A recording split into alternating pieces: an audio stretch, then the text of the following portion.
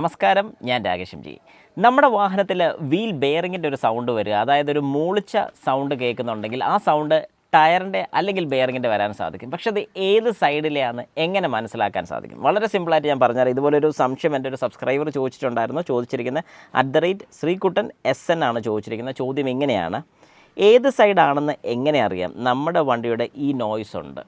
Okay, ശരി. അതായത് ഞാൻ വീൽ ബെയറിങ് ചെയ്തതിൻ്റെ കംപ്ലയിൻറ്റിനകത്ത് വന്നിരിക്കുന്ന ഒരു ക്വസ്റ്റ്യനാണ്. അപ്പോൾ ഞാൻ മനസ്സിലാക്കിയിരിക്കുന്നത് അങ്ങനെയാണ്. അപ്പോൾ അങ്ങനെയാണെങ്കിൽ എങ്ങനെ ഇത് മനസ്സിലാക്കാൻ സാധിക്കും? ഫസ്റ്റ്, എങ്ങനെ ഈ ഒരു കംപ്ലയിൻറ്റ് അറിയാൻ സാധിക്കുമെന്ന് ചോദിച്ചു കഴിഞ്ഞാൽ, വാഹനം നോർമൽ ഒരു വഴി കൂടെ പോകുന്ന സമയത്ത് നമ്മൾ അത്യാവശ്യം സ്പീഡ് എടുക്കുമ്പോൾ, ഏകദേശം ഒരു 40+ കിലോമീറ്റർ സ്പീഡിൽ പോകുന്ന സമയത്ത് പെട്ടെന്ന് ക്ലച്ച് ഒന്ന് അപ്ലൈ ചെയ്ത് കഴിഞ്ഞാൽ, അങ്ങനെ ചെയ്യാൻ പാടില്ല, എന്നാലും ജസ്റ്റ് ഞാൻ ഇതിന് വേണ്ടി പറഞ്ഞത് മാത്രമേ ഉള്ളൂ. കാരണം ക്ലച്ച് അപ്ലൈ ചെയ്യുന്നത് എന്തുകൊണ്ടാണെന്ന് ചോദിച്ചാൽ, എഞ്ചിൻ നോയ്സ് കുറയും. എഞ്ചിൻ നോയ്സ് കുറയുമ്പോൾ വേറെ എന്തെങ്കിലും നോയ്സ് ഹൈലൈറ്റ് ചെയ്ത് നിൽക്കുന്നുണ്ടെങ്കിൽ, അല്ലെങ്കിൽ ആ നോയ്സ് വരുന്നുണ്ടെങ്കിൽ വളരെ വ്യക്തമായിട്ട് അറിയാൻ വേണ്ടിയിട്ടാണ് ക്ലച്ച് അപ്ലൈ ചെയ്യാൻ വേണ്ടി പറഞ്ഞത്. ഇതെപ്പോഴും നിങ്ങളൊരു പരീക്ഷണാടിസ്ഥാനത്തിൽ എപ്പോഴും ചെയ്യണമെന്നല്ല ഞാൻ പറയുന്നത്. ഇങ്ങനെ ഒരു സൗണ്ട് ഉണ്ട്, ജസ്റ്റ് ഒന്ന് ചെക്ക് ചെയ്യാൻ വേണ്ടി മാത്രം നോക്കുമ്പോൾ ഈ പറഞ്ഞൊരു കാര്യം ചെയ്യുന്നുണ്ട്, ഒരു തെറ്റുമില്ല. ഓക്കെ, അപ്പോൾ ആ ഒരു കാര്യം നോക്കുക. പിന്നെ രണ്ടാമത് ചെയ്യുന്നൊരു കാര്യം, ഏത് സൈഡിൽ നിന്നാണ് സൗണ്ട് വരുന്നതെന്നുള്ളത് നമ്മൾ വാഹനം ഓടിക്കുന്ന സമയത്ത് ഏകദേശം ഒരു ഐഡിയ കിട്ടും. ഫ്രണ്ട് അല്ലെങ്കിൽ ബാക്ക്, ഏത് സൈഡിൽ നിന്നാണ് വരുന്നതെന്ന് നമുക്ക് ഏറെക്കുറെ മനസ്സിലാവാൻ സാധിക്കും. കാരണം ആ സൗണ്ട് നമുക്ക് കേട്ട് വരുന്ന ഒരു സൈഡ്, അതായത് ബാക്കിൽ നിന്നാണ് സൗണ്ട് കേൾക്കുന്നതെങ്കിൽ പുറകായിരിക്കും, ഫ്രണ്ടിൽ നിന്നാണ് നമുക്കത് വിസിബിൾ ആകുന്നതെങ്കിൽ ഫ്രണ്ടിൽ നിന്നായിരിക്കും.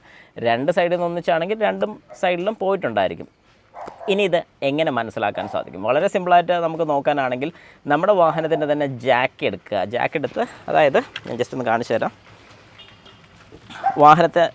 വാഹനത്തിനെ ഒന്ന് പൊക്കണം. അതായത് ഇപ്പോൾ ഈ ടയർ താഴെ നിലത്ത് പതിഞ്ഞാണ് നിൽക്കുന്നത്. അങ്ങനെ നിലത്ത് പതിഞ്ഞ് നിൽക്കാത്ത രീതിയിൽ ടയർ അല്പം പൊക്കണം. അത് പൊക്കണമെങ്കിൽ ജാക്കി വെച്ച് ഇത് പൊക്കുക. ജാക്കി ചെയ്ത് പൊക്കിയതിന് ശേഷം ഫ്രണ്ട് ടയേഴ്സ് ആണെങ്കിൽ നമുക്ക് വാഹനം എഞ്ചിനിലോട്ടിട്ട്, അതായത് വാഹനം സ്റ്റാർട്ട് ചെയ്ത് സെക്കൻഡ് ഗിയറിലിട്ട് ഒന്ന് കറക്കി കഴിഞ്ഞിട്ട് ജസ്റ്റ് ഇങ്ങനെ നോക്കിക്കഴിഞ്ഞാൽ, അല്ലെങ്കിൽ ആ മൂളിച്ച സൗണ്ട് കേൾക്കുന്നുണ്ടോ എന്ന് ശ്രദ്ധിക്കുക. ഇനി കേൾക്കുന്നില്ല എന്നാൽ പക്ഷേ ഒരു മുഴക്കം നമുക്ക് ഫീൽ ചെയ്യുന്നുണ്ടെങ്കിൽ, റിസ്ക് എടുക്കാത്ത രീതിയിൽ, അതായത് നമുക്കിത് ഇച്ചിരി താത്ത് കഴിയുമ്പോഴത്തേക്കും കുറച്ചുകൂടി ഒരു ഗ്യാപ്പ് കിട്ടും. ആ ഒരു ഗ്യാപ്പ് കിട്ടുമ്പോൾ ഇവിടെ ഇങ്ങനെ പിടിച്ച് നോക്കുക.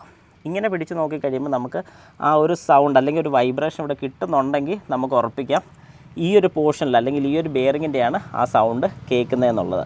ഈ ഒരു സ്പ്രിങ്ങെ പിടിച്ച് നോക്കുമ്പോൾ, അതായത് ഇവിടെ ഇത്രയും ഭാഗത്ത് പിടിക്കുമ്പോൾ ഒരു വൈബ്രേഷൻ, അല്ലെങ്കിൽ ഒരു നമ്മുടെ കയ്യിലൊരു തരിപ്പ് പോലെ ഫീൽ ചെയ്യുകയാണെങ്കിൽ ഈ സൈഡാണ്.